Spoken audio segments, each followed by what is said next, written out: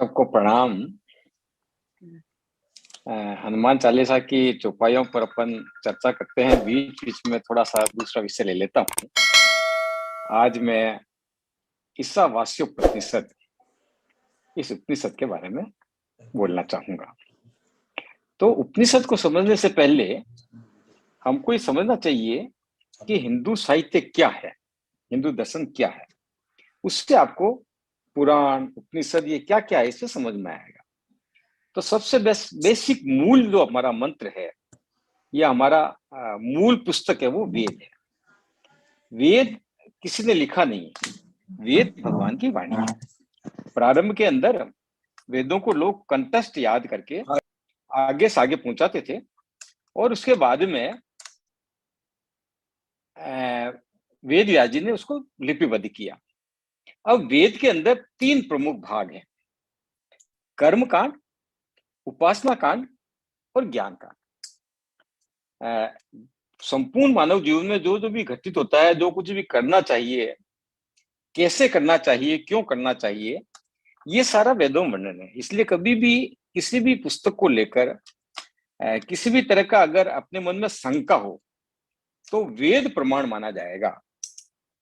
वेद जो कहता है वो सही है। कई बार दो बड़े बड़े विद्वान शास्त्रार्थ कर लेते हैं और वो एक विषय को अपने ढंग से प्रतिपादित करते हैं, दूसरा कोई अपने ढंग से प्रतिपादित करता है। तो वेद को प्रमाण मानकर वेद में क्या कहा गया है इसको अपन मानते हैं। अब वेद के जो तीन कांड है, कर्म कांड, उपासना कांड और ज्ञान कांड। तो कर्म कांड और उपासना कांड ये दो साधन है, साध्य नहीं है। कोई भी काम करने के लिए, जैसे अपन को ईश्वर की प्राप्ति करनी है तो कोई एक उपासना का तरीका होता है, हवन करना, पूजन करना, आरती करना, ये कोई कर्म कांड है। तो ये कर्म कांड और उपासना कांड ये दोनों आवश्यक हैं, लेकिन ये दोनों साधन है। और जो ज्ञान कांड है वो साध्य है, उसी को प्राप्त करना है, ये हमारे जीवन का लक्ष्य है।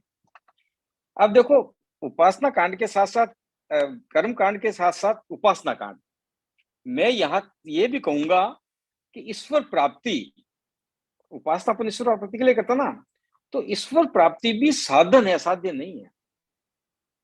मतलब आपको श्री कृष्ण मिल जाए तो आपको लगेगा कि मेरे को तो सब कुछ मिल गया, लेकिन कृष्ण मिल गया इसका अर्थ यह है कि कृष्ण के माध्यम से जन्म मरण के आवागमन से आपको मुक्ति प्राप्त करनी है।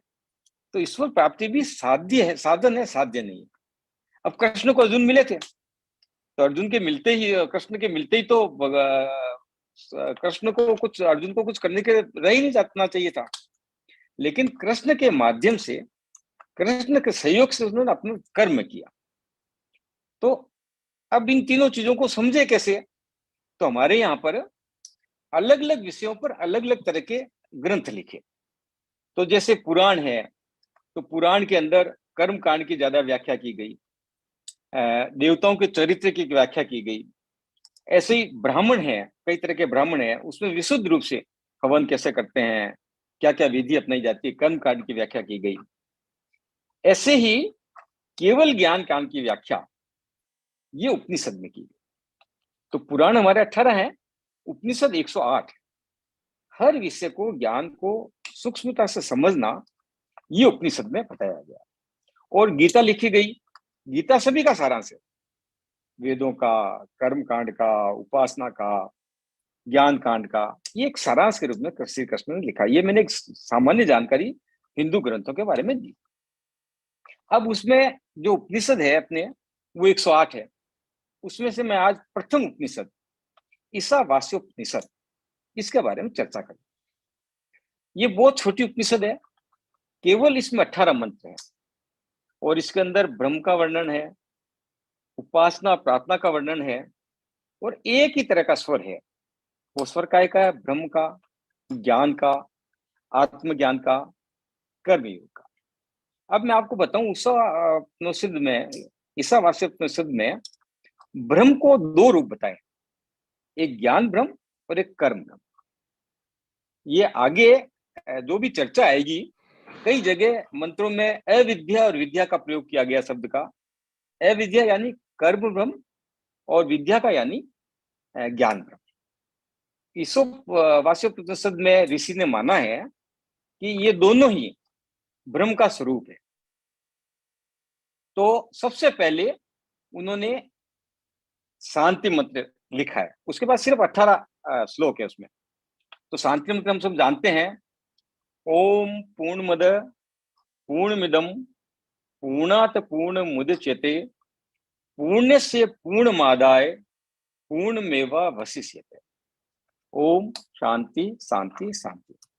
अब उन्होंने ये कहा है कि जो ओम है वही परम ब्रह्म पूर्ण है, वो पूर्ण है। और जो कर्म ब्रह्म है वो भी पूर्ण है। मतलब जीवन में दो तरह की बात होती है, पर ब्रह्म और कर्म ब्रह्म। तो कहता परम ब्रह्म भी पूर्ण है, पर ब्रह्म भी पूर्ण है और कर्म ब्रह्म भी पूर्ण है, क्योंकि पूर्ण से ही पूर्ण की उत्पत्ति होती है। यानी पर ब्रह्म से ही कर्म ब्रह्म की उत्पत्ति होती है।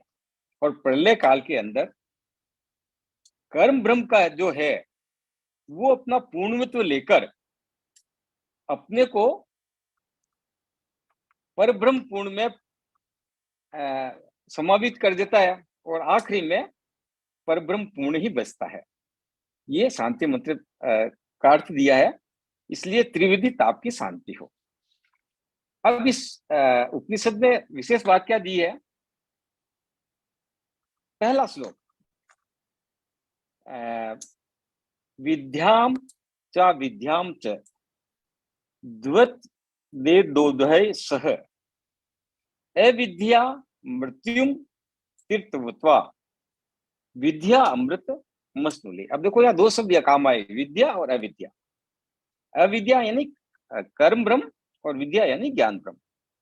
तो कहता है कि जो विद्या और अविद्या यानी ज्ञान योग और कर्म योग, इन दोनों को एक ही साथ जानता है, वह कर्म ब्रह्म से मृत्यु को पार करके और ज्ञान योग से कि विद्या से अमृत को प्राप्त करता है। मतलब इसने ये दोनों पर बल दिया है कि कर्म और ज्ञान, इन दोनों की वैल्यू बराबर है, दोनों को जीना है। अब इस उपनिषद में आत्मा का ये जो यथार्थ स्वरूप है उसको प्रकाशित करने का और आत्मा की जो स्वाभाविक अज्ञानता है उसको निवृत्त करने का करते हुए संसार के शोक मोह आदि धर्मों का विच्छेद करने का यह साधन है। अब एक मंत्र आया है उसमें, ओम ईशा वास्यमिदम सर्वव्यक्ति च जगत्या जगत तेन तत्येन भुज्यथा मां गृद कस्य स्वीधनम। वो ये उपनिषद कहती है कि जगत के अंदर जो कुछ भी स्तंभ जंगम ये वस्तुएं हैं, संसार में जो भी भौतिक साधन है, वो सब ईश्वर द्वारा आच्छादित है। यानी हमारा अपना कुछ नहीं, सब कुछ ईश्वर का बनाया हुआ है और इसका उपभोग हमको करना चाहिए हमारे जीवन के लिए। लेकिन एक भाव जरूर रहे कि ये मेरा नहीं है, ईश्वर ने मुझे, मेरे लिए, हमारे लिए ये सब साधन उपलब्ध कराए हैं। इसलिए इस तरह का भाव जागृत नहीं हो कि ये मेरा है, ये मकान मेरा है, ये घर मेरा है, ये पुत्र मेरा है, ये परिवार मेरा, सब ईश्वर का है। इस तरह के निष्काम भाव से सभी साधनों का उपभोग करना, उपभोग की मनाही नहीं, सभी साधनों का उपभोग करना, लेकिन उसके अंदर त्याग का भाव। त्याग का क्या भाव? ये मेरा नहीं है। जैसे अपन होटल में गए तो होटल आपका थोड़ी है, वहां का खाना आपका नहीं है, लेकिन आपके लिए है। जैसे होटल का मालिक, मैनेजमेंट सारी व्यवस्था आपके लिए करता है, तो भगवान ने आपके लिए सारी व्यवस्था की है, सब कुछ बनाया है, लेकिन उस कर्म का उपयोग आपको करना।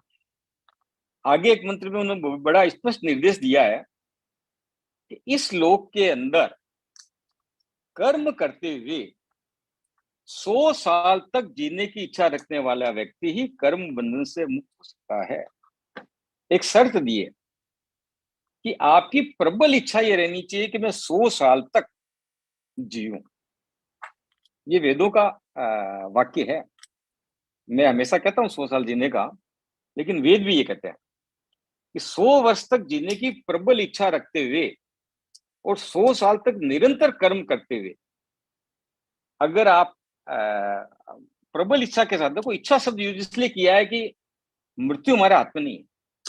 मृत्यु कभी भी आ सकती है, किसी भी कारण से आ सकती है, लेकिन व्यक्ति की स्वयं की प्रबल इच्छा, संकल्प शक्ति, मन का भाव ऐसा रहे कि मैं 100 साल तक कर्म करते हुए जीऊं, और कर्म भी कैसा, निष्काम भाव से कर्म करते हुए जीऊं। यानी अगर कोई व्यक्ति कर्म करते हुए कर्म फल का त्याग करता है तो वो सन्यासी की श्रेणी में आता है। यानी वो कर्मयोगी भी है और सन्यासी भी है। और अगर आपको जन्म मरण से मुक्ति प्राप्त करनी है तो देखो 3 बातें हो गई। 100 साल तक जीने की इच्छा, निष्काम भाव से कर्म करते हुए, यानी कर्म भोग को, कर्म के परिणाम को त्यागते हुए सन्यासी की तरह जीना ही एकमात्र मार्ग है। अब इसमें वेदों में यह भी समझाया गया है कि हर व्यक्ति को 2 मार्गों का अनुसरण करना आवश्यक है, कर्म मार्ग और संन्यास मार्ग। संन्यास का मार्ग का मतलब ये नहीं कि हम सन्यासी हो जाएं, घर गृहस्थी छोड़ दें। कर्म लगातार करने हैं, लेकिन कर्म फल का त्याग करना।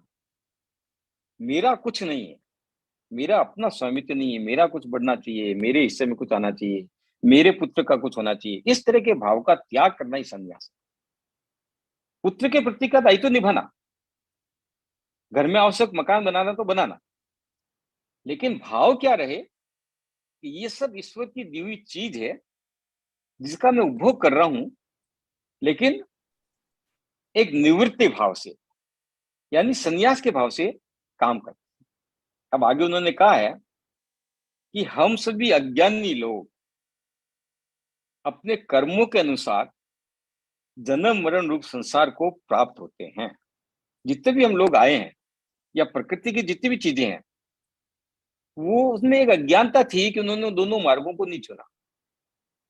तो अज्ञानी लोग अपने कर्म फलों के आधार पर हम इस संसार में आए, लेकिन जो ज्ञानी लोग थे वो कर्म करते हुए सन्यासी रूप में रहकर जन्म मरण से सदैव के लिए मुक्त हो गए। तो जो आत्मा मुक्त होती जाएगी वो मुक्त हो गई, लेकिन जो बार बार आती है उन्होंने इन दोनों मार्गों को सही रूप में नहीं चुना।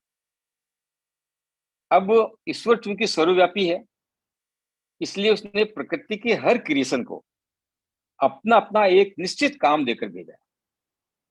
जैसे अग्नि को ज्वलन का काम देकर भेजा, सूर्य को प्रकाशन का काम देकर भेजा, मेघ को वर्षण का काम देकर भेजा, ऐसे ही व्यक्ति को कर्म हेतु शरीर और इंद्रियां प्रदान की। ऐसे व्यक्ति को जिन्होंने पूर्व जन्म में कर्म और ज्ञान या संन्यास इसका निर्वहन नहीं किया, तो हमें आना पड़ा तो हमको कुछ काम देकर भेजा, और उस काम को हमको निरंतर करना है 100 वर्ष तक जीने की इच्छा के साथ,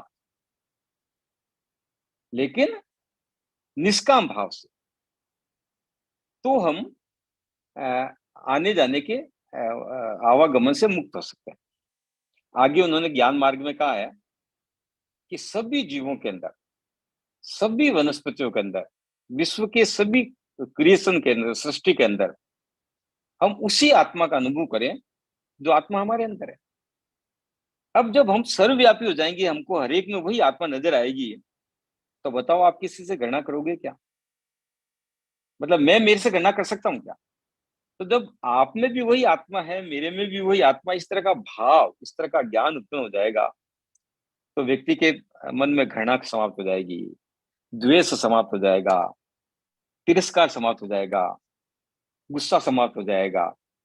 भेदभाव समाप्त हो जाएंगे। तो ये उपनिषद कहता है कि ज्ञान की चरम सीमा ये है कि हम प्रकृति के हर वस्तु में, हर जीव में, पत्थर में, मंदिर में, पानी में, पड़ोसी में, पुत्र में, सभी में एक ही आत्मा है, इस तरह का भाव जिस दिन उत्पन्न हो गया, उस दिन जीवन के बहुत सारे संकट समाप्त हो जाएंगे। श्लोक 7 में कहा है, यस्मिन सर्वाणी भूतान्यतमेवा बुद्धि जानत, तत्र को मोह को शोक एकत्व मनुष्य। जिस समय ज्ञानी पुरुष के लिए सब भूत यानी प्रकृति के सब साधन में वो एकत्व प्राप्त कर लेगा, तो इस बात उनको किस बात का शोक रहेगा, किस बात का मोह रहेगा, किस बात की घृणा होगी, किस बात का क्रोध होगा, किस प्रकार का लोभ होगा। अब आगे वो कहता है कि ईश्वर प्रत्येक भूत के कर्म फल और साधन के अनुसार उसके कर्तव्य अर्थात कार्य पूर्व निर्धारित करके, ये मैंने पहले भी बताया, पहले से आपके कार्य निर्धारित करके ईश्वर आपको भेजता है। वो जो हमको निर्धारित कार्य दिया है, उस कार्य को हम निरंतर करते रहें, निष्काम भाव से करते रहें, ये हमारा लक्ष्य है। अब आगे उन्होंने कहा है कि जो व्यक्ति निष्काम भाव से सदमार्ग में चलते हुए कर्म फल पूरा करता है, कर्म करता है, उसको पितृलोक मिलता है, सिर्फ पितृलोक मिलता है। और जो ज्ञान के मार्ग पर चलता है, त्याग केवल त्याग भाव से चलता है, उसको देवलोक मिलता है। लेकिन अगर कोई ज्ञान मार्ग का अनुसरण करते हुए जीवन के अंतिम सांस तक कर्म मार्ग का अनुसरण करता है, तो उसको मोक्ष मिलता है, यानी आवागमन से मुक्ति मिलती है। कर्म योग का भी फल मिलता है, पितृलोक मिलता है। ज्ञान योग या संन्यास योग का भी फल मिलता है, उसको देवलोक मिलता है, लेकिन आवागमन से मुक्ति नहीं मिलती है। लेकिन जो व्यक्ति संन्यासी वृत्ति रखकर जीवन पर्यंत कर्म करता है, 100 साल तक जीने की प्रबल इच्छा रखकर काम करता है, उसको ही मोक्ष की प्राप्ति होती है। आगे संक्षिप्त में मैं बताता हूँ उपनिषद का सारांश, कि जो लोग केवल कर्म करते हैं तो वे अज्ञानी कहलाते हैं। वैसे तो कर्म करना बहुत अच्छी बात है, पर केवल कर्म करते हैं तो अज्ञानी कहलाते हैं। और जो लोग कर्म नहीं करते, केवल संन्यास पर चलते हैं, वो महाज्ञानी कहलाते हैं। लेकिन जो लोग कर्म मार्ग का पर चलकर ज्ञान मार्ग के साथ उपयोग करते हुए संन्यास भाव के साथ कर्म योग करते हैं, उनको मोक्ष मिलता है। ये इस उपनिषद का सारांश है। वैसे मेरी आपको सलाह है कि ऑनलाइन आजकल सब उपलब्ध है, तो जब समय मिले, ये जैसे 18 श्लोक है केवल, इसमें आधे घंटे से ज्यादा समय नहीं लगता पढ़ने के लिए। ऐसी एक एक उपनिषद, पुराणे तो बड़ी होती है, पुराणों में भगवान के चरित्र का वर्णन है, कथाएं हैं। अपने को कई बातें, कोई कथा कहानी कहकर समझानी पड़ती है, कई बातें कर्म कांड के साथ करनी पड़ती है, कई उपासना की पद्धतियां होती है। तो जो उपनिषदें हैं उसमें केवल ज्ञान के बारे में, ज्ञान के विभिन्न स्वरूपों के बारे में बताया गया। इतना कहकर मेरी वाणी को विराम देता हूं। बहुत ही सुंदर भैया, आज तो आपने, आपसे वैसे भी हमेशा कुछ नया तो सीखने को मिलता ही है, लेकिन जो आज आपने जो हमारे लिए प्रेरणा स्रोत बन के जो आज आपने बातें बताई ना, वो वाक्य में सुनने वाली, सच में। मैं कहती हूँ हर कोई माखन भैया नहीं बन सकता, इसके लिए इन पे सरस्वती माँ की इतनी अत्यंत कृपा है, और हमारे भाग्य की हम इनको सुनते हैं। सच में भैया बहुत अच्छा बोला, आज तो सुनने वाली बातें थी भैया। तो तुम्हारा सिर पे है बालाजी रो हाथ, बजरंग बली रो साथ, कोई तो मारो काई करसी। तुम्हारा सिर पे है बालाजी रो हाथ, बजरंग बली रो साथ, कोई तो मारो काई करसी, कोई तो मारो काई करसी। कोई तो मारो काई करसी। जो कोई मारे बालाजी न साचा मन सु ध्यावे। जो कोई मारे बालाजी न साचा मन सु ध्यावे। काल कृपाल बिबाला जी के भक्तों से घबरावे। काल कृपाल बिबाला जी के भक्तों से घबरावे। जो कोई पकड़ो है बालाजी रो हाथ, बीको तो कोई काई करसी। ओ जो कोई पकड़ो है बालाजी रो हाथ, बीको तो कोई काई करसी। तुम्हारा सिर पे है बालाजी रो हाथ, बजरंग बली रो साथ, कोई तो मारो काई करसी। जो वापे विश्वास करे वो खूंटी तान के सोवे। जो वापे विश्वास करे वो खूंटी तान के सोवे। बठ प्रवेश करे ना कोई बाल न बाको होवे। बठ प्रवेश करे ना कोई बाल न बाको होवे। जाके मन में नहीं है विश्वास, बीको तो बाबो काई करसी। तुम्हारा सिर पे है बालाजी रो हाथ, बजरंग बली रो साथ, कोई तो मारो काई करसी। सालासर को देव निरालो जग में नाम कमायो। सालासर को देव निरालो जग में नाम कमायो। हो जब जब भीड़ पड़ी भगता पे दौड़या दौड़या आयो। जब जब भीड़ पड़ी भगता पे दौड़या दौड़या आयो। अब तो घट घट की जाने सारी बात, कोई तो मारो काई करसी। तुम्हारे सिर पे है बालाजी रो हाथ, बजरंग बली रो साथ, कोई तो मारो काई करसी। कोई तो मारो काई करसी। कोई तो मारो काई करसी। तुम्हारे सिर पे है बालाजी रो हाथ, बजरंग बली रो साथ, कोई तो मारो काई करसी। कोई तो मारो काई करसी। बोल सालासर हनुमान की।